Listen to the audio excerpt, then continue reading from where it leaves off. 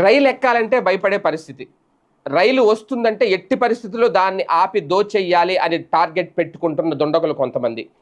రైలు ఎక్కాము అంటే మనం దోపిడీకి గురయ్యే రైలు దిగాల అనే పరిస్థితి ఈ మధ్యకాలంలో వరుసగా 4, 5 ఇన్సిడెంట్లు.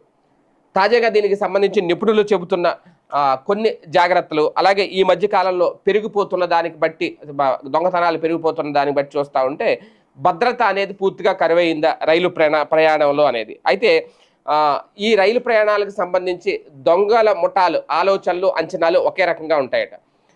రైలుని ఫాలో అవుతూ ఉంటారు. అవసరమైతే రైల్లో ఒకడు ఉంటాడు.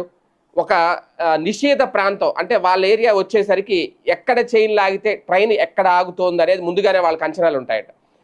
ట్రైన్లో ఉన్నవాడు చైన్ లాగేస్తాడు. చైన్ లాగిన వెంటనే ఆ చుట్టుపక్కల ఉన్న దుండగులు హఠాత్తుగా వచ్చేస్తారు. ట్రైన్ ఎక్కుతారు మారణాయుధాలతో. ప్రయాణికులను బెదిరిస్తారు. ఒంటి మీద ఉన్నవి, బ్యాగుల్లో ఉన్నవి మొత్తం దోచుకొని